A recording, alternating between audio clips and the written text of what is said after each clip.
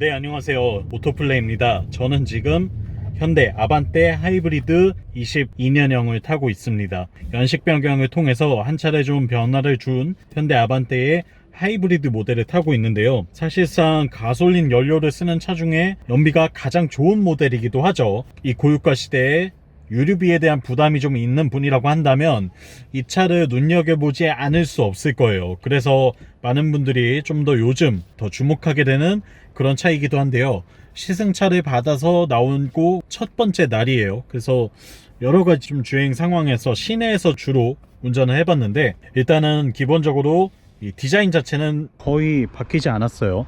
우리가 알고 있던 CN7 아반떼의 디자인을 그대로 유지하고 있고, 연식 변경을 통해서 소소한 변화들을 좀 거쳤죠. 방음 수준을 개선을 한다던가 편의 사양을 좀 더 나은 수준으로 바꾸는 정도의 마이너한 변화들만 가져왔습니다.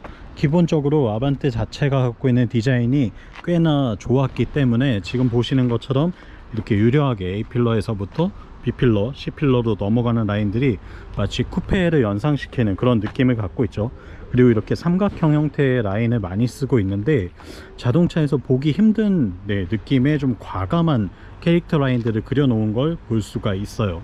이런 부분들도 준중형급의 그냥 일반적인 세단치고는 상당히 과감하고 스포티한 시도라고 할 수 있겠죠.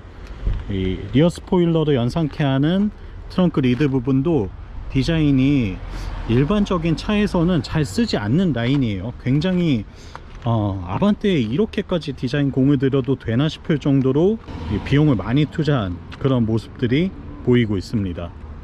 이 차량은 인스퍼레이션 등급이에요. 그리고 인테리어는 밝은 톤의 베이지 톤의 인테리어를 쓰고 있고요. 일단 제가 느끼는 첫인상은 굉장히 조용하고 부드럽다 입니다. 하이브리드 전기 모터로 구동을 하기 때문에 시내에서는 거의 엔진이 가동을 할 일이 없어요. 그렇게 되면 전기차처럼 주행을 하게 되죠. 이런 상황에서는 지금도 계기판에 이 클러스터의 EV라고 주행 모드가 뜨게 되는데, 전기 모터만 가지고 운전을 하다 보니까 정말 부드럽고 조용하게 나가는 모습을 볼 수가 있습니다. 물론 가속 페달을 깊게 밟고 출력을 좀 더 써야 하는 상황에서는 엔진이 돌아가기 시작하면서 약간의 소음이나 진동이 생기긴 하지만, 일상적인 다운타운 안에서 차를 몰고 다닐 때에는 그런 엔진이 가동하는 상황은 거의 만들어지지 않고도 충분히 차를 몰고 다닐 수 있다라는 게 가장 인상적인 것 같아요. 그리고 뭐 운전을 하기는 너무 편하죠. 컴팩트한 차체에 실내 공간은 공간 활용도를 높여서 꽤나 쾌적할 뿐만 아니라, 좁은 길을 다닌다거나 주차를 해야 된다거나 하는 상황에서도 전혀 부담 없이 마음 편하게 몰 수 있는 자동차라는 점이 특징이라고 할 수 있겠습니다. 그리고 브레이크 밟을 때에도 이렇게 회생제동을 이용을 하면 지금 에너지를 다시 배터리에 충전을 해놨다가 이 에너지를 가지고 다시 구동하는 데 쓸 수 있게 되죠. 때문에 상대적으로 확실히 이 내연기관, 오롯이 가솔린만 쓰는 차에 비해서는 연료 효율이 좋을 수밖에 없어요. 그리고 뭐 실내 공간도 너무 넓고 쾌적한 것 같습니다. 여기에 편의사양들도 웬만하면 거의 다 갖추고 있죠. 주행 보조 기능 들어있고요, 통풍 시트 있고, 열선 스티어링 휠도 있고, 그리고 뭐 애플 카플레이나 안드로이드 오토도 충분히 연결이 가능하고, 디지털 클러스터와 또 대화면의 인포테인먼트 시스템이 들어가 있어요.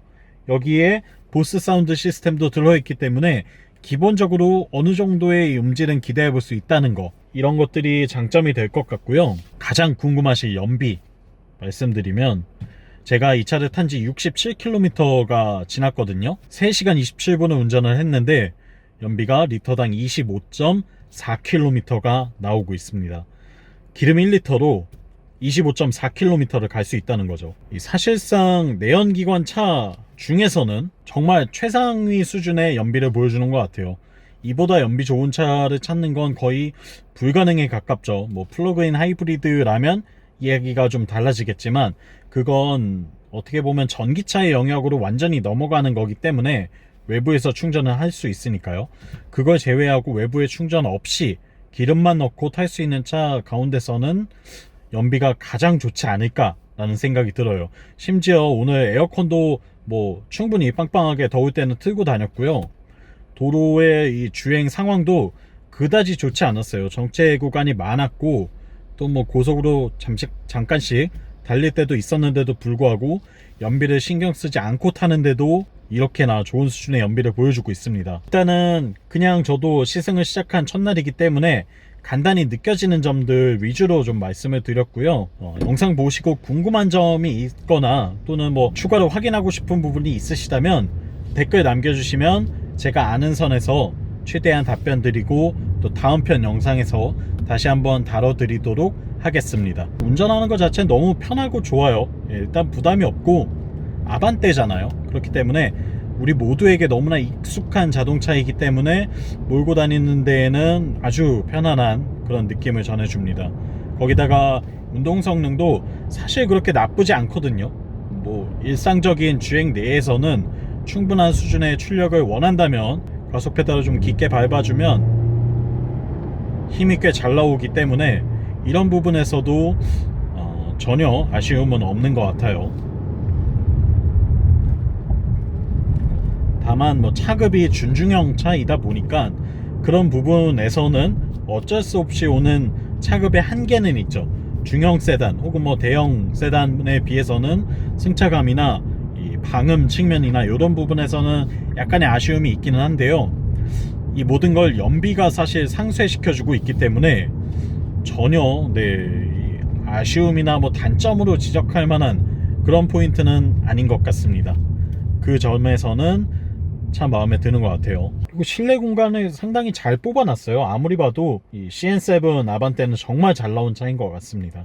이 인테리어의 이런 구성 등이 좀 운전자 중심으로 되어 있기 때문에 이걸 좋아하시는 분도 있고 또 반대로 이런 바는 굳이 없어도 되지 않냐라고 하시는 분도 있긴 한데 제 기준에서 봤을 때에는 아주 매력적인 구성이에요. 다만 이 부분에 이 하이그로시는 여전히 용도를 알 수가 없죠.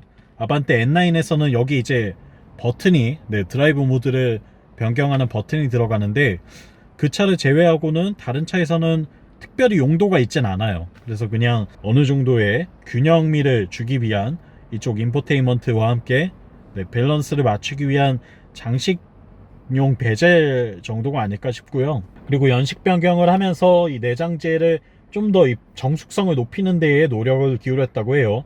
그래서 방음 성능을 좀 높였는데 예전보다는 조금 나아진 것 같긴 하거든요. 근데 막 그렇게 다이나믹하게 정숙해졌다는 느낌은 없습니다. 이건 어디까지나 준중형 세단이기 때문에 그 차급에 걸맞는 그 차급 내에서 약간의 상위권의 정숙성을 보여준다, 이렇게 생각하시면 될 것 같아요. 네, 일단 오늘 영상은 여기서 마치도록 하겠고요. 궁금하신 점 있으면 댓글로 남겨주시고 구독과 좋아요로 응원도 많이 부탁드립니다. 다음 시간에 시승기 본편으로 돌아오겠습니다. 다음번에 또 만나요. 안녕.